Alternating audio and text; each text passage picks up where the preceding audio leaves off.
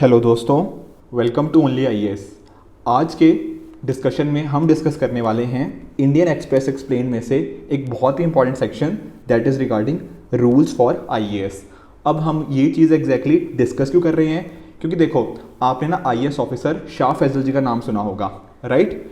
Actual में क्या था, 2010 का अगर आप यूपीएससी का रिजल्ट देखोगे ना तो उसमें फर्स्ट रैंक जिनकी आई थी वो थे शाह फैजल, ठीक है। अब 2010 बैच के यूपीएससी टॉपर तो हैं ही हैं, साथ ही साथ कश्मीर से पहली बार किसी ने अगर रैंक 1 लेके आया था अगर कोई यूपीएससी के अंदर तो वो शाह फैजल के द्वारा ही हुआ था, ठीक है। But over the time actual में अगर मैं बात करूँ स्पेशली 2019 की, तो 2019 में क्या हुआ, इन्होंने आईएएस से रेजिग्नेशन दे दिया। क्यों दिया? देखो इन्होंने काफ़ी सारे ना एलिगेशंस लगाए थे कि डिफरेंट कश्मीर के डिफरेंट एरियाज़ में वायलेंस हो रहा है and so on and so fourth.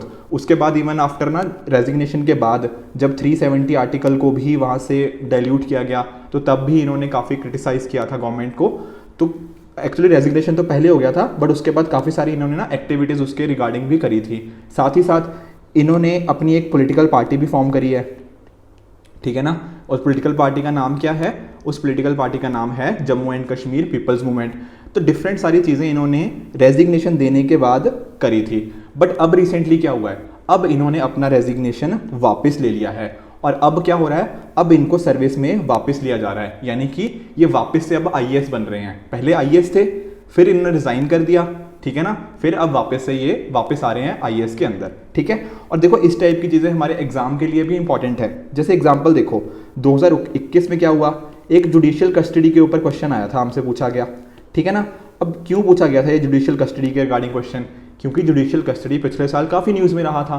इसी तरह से जो आईएएस का ये मुद्दा है ना कि क्या आईएएस रिजाइन करके वापस आ सकते हैं या इस टाइप की चीज़ें हमारे पॉलिटी पर्सपेक्टिव से डेफिनेटली पूछी जा सकती हैं कि इसके पीछे की क्या क्या चीज़ें होती हैं, कौन कौन की ऑर्गेनाइजेशंस इन्वॉल्व होती हैं जो इस चीज़ से डील करती हैं। तो वो सारी चीज़ें हम आज के लेक्चर में डिस्कस करने की कोशिश करेंगे कि कोई भी ना पॉलिटी रिगार्डिंग यानी कि लॉ वगैरह क्या है इसके रिगार्डिंग, तो सारी चीज़ें हम आज के लेक्चर में डिस्कस करने की कोशिश करते हैं, ठीक है। आगे बढ़ें इससे पहले ना मैं आपको एक बहुत ही इंपॉर्टेंट अपॉर्चुनिटी के बारे में बताना चाहता हूँ। देखो प्रारंभ हमारा फाउंडेशन कोर्स है, राइट, जिसमें प्रीलिम्स, मेंस, इंटरव्यू सारी अलग अलग डिफरेंट डायमेंशंस आपको इसके अंदर कवर कराई जाती हैं। अब आपको क्या करना है, आपको एक अपॉर्चुनिटी मिल रही है, वो क्या है, वो है फ्री प्रारंभ वीडियो लेक्चर्स। ये आपको हमारी ओनली आईएएस की app as well as website पे 2 दिन के लिए बिल्कुल फ्री ऑफ कॉस्ट प्रोवाइड किए जा रहे हैं ऑन 30 अप्रैल एंड 1 मई। तो आपको क्या करना है, इन 2 दिनों का अच्छे से बेनिफिट लेना है ताकि आप इंश्योर कर पाओ कि आपकी नॉलेज में भी इंप्रूवमेंट हो, साथ ही साथ आप किस तरह से डिफरेंट सब्जेक्ट्स को अप्रोच कर सकते हो वो इस पर्टिकुलर 2 दिन के जो फ्री सेशंस आपको मिल रहे हैं उसके थ्रू आप ये इंश्योर कर सकते हो, राइट। अब चलते हैं कि एग्जैक्टली रूल्स क्या होते हैं कि जब आईएएस रिजाइन करता है। देखो आपने ना department of personal and training के बारे में सुना होगा, ये क्या है, ये देखो ये है कैडर कंट्रोलिंग डिपार्टमेंट आईएएस का, ठीक है ना। तो इसमें क्या इन्होंने क्या बोला हुआ है कि इन्होंने बोला है कि जो भी रेजिग्नेशन पर्टिकुलर पर्सन करेगा वो रेजिग्नेशन क्लियर होना चाहिए और अनकंडीशनल होना चाहिए, यानी कि कहीं पर भी किसी भी प्रकार की कंडीशन ना लगाई हो कि हम इसलिए ही रिजाइन करें, बेसिकली कुछ कंडीशंस ना हो, ठीक है ना। तो ये मीनिंग हो गया अनकंडीशनल का। साथ ही साथ ऑल इंडिया सर्विस रूल्स, इसके अंदर आईएएस हो गए, ठीक है ना, आईपीएस हो गए, या फिर जो इंडियन फॉरेस्ट सर्विसेज है, ठीक है ना, फॉरेस्ट की बात कर रहा हूँ, इंडियन फॉरेस्ट सर्विसेज, इनके rules resignation all India service rule के अंतर्गत किए जाते हैं। उसी तरह से बाकी जो सेंट्रल सर्विसेज हैं उनके अपने अपने रूल्स हैं, ठीक है। अब एक चीज़ ध्यान में देनी बहुत ज़रूरी है कि एक तो होता है रेजिग्नेशन, एक होता है वीआरएस। वीआरएस क्या होता है? वॉलेंटरी रिटायरमेंट स्कीम, ठीक है ना। आपने देखा होगा जैसे बीएसएनएल का वीआरएस स्कीम पिछले कुछ टाइम में न्यूज़ में थी। तो रेजिग्नेशन अलग चीज़ है और वॉलेंटरी रिटायरमेंट स्कीम अलग चीज़ है। जो देखो वीआरएस लेते हैं ना, इनको मिलती है क्या, जैसे पेंशन हो गया, ठीक है ना, ये और भी डिफरेंट कुछ बेनिफिट्स होते हैं जो कि वीआरएस लेने वाले को मिलते हैं। ऑन दी अदर हैंड जो बंदे या जो पर्टिकुलर बेसिकली ऑफिसर्स वो रिजाइन करते हैं उनको ये चीज़ें नहीं भी प्रोवाइड की जाती, ठीक है। तो ये डिफरेंस होता है between resignation and voluntary retirement scheme. अब एक चीज़ आपके दिमाग में आ रही होगी कि ये रेजिग्नेशन किसको सबमिट किसको किया जाता है। जैसे शाह फैजल जी ने अगर रेजिग्नेशन दिया था तो वो किसको सबमिट किया गया होगा। देखो होता क्या है ना, जब रेजिग्नेशन को सबमिट किया जाता है तो अगर तो आप जैसे कैडर में हो, बेसिकली किसी स्टेट में हो, तो वहाँ पे आपको उस स्टेट के चीफ सेक्रेटरी को सबमिट करना होता है रेजिग्नेशन। ठीक है। अब but on the other hand कुछ आईएएस ऑफिसर ऐसे भी होते हैं जो कि सेंट्रल डेपुटेशन पे होते हैं। वहां पर क्या करना होता है, वहां पर जो आपका रेजिग्नेशन होता है वो कंसर्न डिपार्टमेंट या मिनिस्ट्री के जो सेक्रेटरी होते हैं उनको देना होता है। ठीक है। अब वो डिपार्टमेंट या मिनिस्ट्री क्या करेगी, वो इस ऑफिसर का जो रेजिग्नेशन है ना वो कंसर्न स्टेट काडर, ठीक है ना, उनको भेज देगी। ठीक है ना, ये अपने रिकमेंडेशंस देंगे, अपने कमेंट्स देंगे और ये जो रेजिग्नेशन आया था वो फर्दर फॉरवर्ड कर देंगे to the concerned state cadre. तो हम ये भी समझ गए कि अगर रेजिग्नेशन देना हो तो किसको दिया जाता है। अब एक चीज़ आ रही होगी और अगला क्वेश्चन क्या होगा कि ये आखिर अगर रेजिग्नेशन सबमिट किया जाए उसके बाद क्या होता है। देखो उसके बाद क्या होता है कि जो स्टेट होती है ना, जैसे डिफरेंट स्टेट गवर्नमेंट्स हैं, तो वो चेक करती हैं कि ये जो पर्टिकुलर पर्सन है क्या उसके अगेंस्ट कोई ड्यूज तो आउटस्टैंडिंग नहीं है, कोई ऐसा तो नहीं है कि उसने कुछ पैसा स्टेट को वापस करना हो, या फिर एट द सेम टाइम कोई ऐसा कोई केस उसके अगेंस्ट तो नहीं चल रहा। जैसे काफ़ी बार देखो, आप जानते हो काफ़ी आईएएस ऑफिसर्स के अगेंस्ट करप्शन के केसेस चल रहे होते हैं। ठीक है ना, तो ये भी इंश्योर करना स्टेट की ड्यूटी बन जाती है कि उस पर्टिकुलर ऑफिसर के अगेंस्ट कोई करप्शन का केस तो नहीं है, या फिर विजिलेंस में क्या इसका स्टेटस है। ठीक है ना, तो डिफरेंट चीज़ें अकॉर्डिंगली ये चीज़ें स्टेट के द्वारा देखी जाती हैं। ठीक है। उसके साथ ही कंसर्न स्टेट गवर्नमेंट जो होती है बेसिकली उसने जो भी पीछे का इन्वेस्टिगेशन करी, केसेस को देखा, फिर वो अपने जो भी रिकमेंडेशंस होती हैं वो बेसिकली भेज दिए जाते हैं किसको, वो फॉरवर्ड कर दिए जाते हैं सेंट्रल गवर्नमेंट को। ठीक है ना, फिर रेजिग्नेशन कॉम्पिटेंट अथॉरिटी के पास चला जाता है।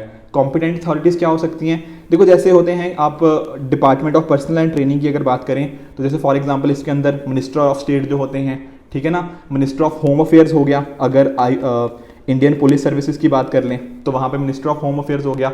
उसी तरह से अगर फॉरेस्ट सर्विसेज की बात कर रहे हैं, इंडियन फॉरेस्ट सर्विसेज की, तो यहाँ पर चला जाएगा minister of environment, forest and climate change के पास।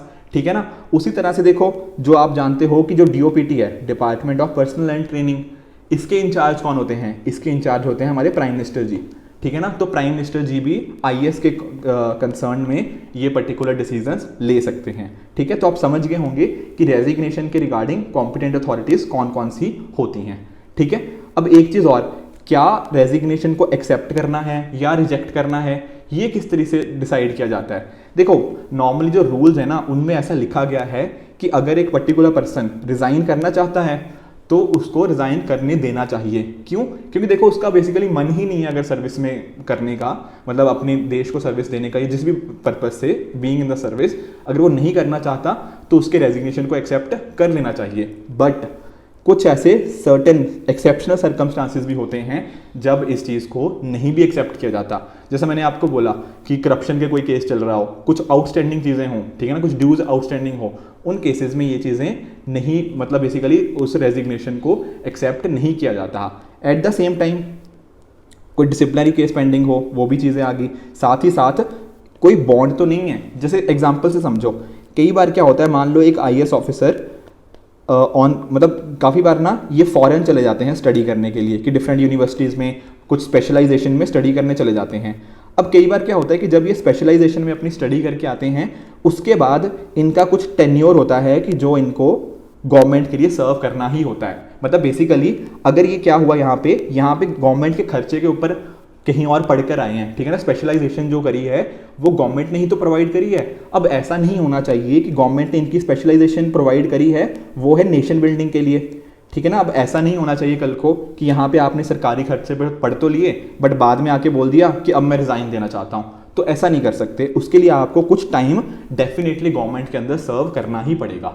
तो अगर कुछ ऐसा है कि कोई बंदा, ये कोई आईएएस ऑफिसर या आईपीएस ऑफिसर या इंडियन फॉरेस्ट सर्विस ऑफिसर कहीं और से स्पेशलाइजेशन स्टडी गवर्नमेंट के रिकमेंडेशन पे पढ़ के आया है, उसके बाद उसको कुछ टाइम डेफिनेटली गवर्नमेंट के पास सर्व करना ही पड़ेगा, उससे पहले वो रिजाइन नहीं कर सकता। ठीक है, ये भी समझ गए।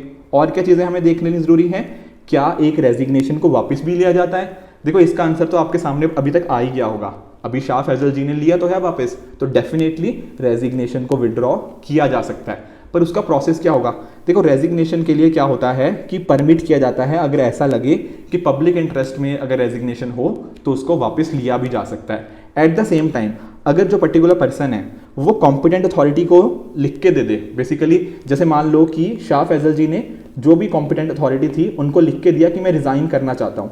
ठीक है, अब क्या हुआ, अभी कॉम्पिटेंट अथॉरिटी ने इनका एक्सेप्ट नहीं किया, बेसिकली पेंडिंग है। अब इस इतने टाइम में शाह फैजल जी ने क्या किया, दोबारा कॉम्पिटेंट अथॉरिटी को एक लेटर लिखा और उसमें लिखा कि मैं रेजिग्नेशन वापस लेना चाहता हूँ, बेसिकली रेजिग्नेशन को विदड्रॉ करना चाहता हूँ। तो जब उन्होंने ऐसा लिखा तो उनका रेजिग्नेशन ऑटोमेटिकली विदड्रॉ हो गया और इसी वजह से अब क्या हो गया, अब इनको वापस सर्विसेज में इंडक्ट कर लिया गया।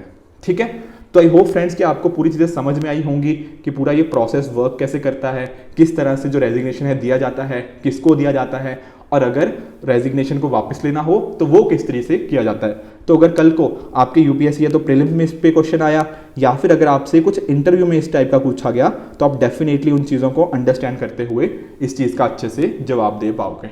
ठीक है फ्रेंड्स, सो इसी तरह से आप भी अपने एंड पे हार्ड वर्क करते रहिए। Keep working hard. Goodbye and good luck.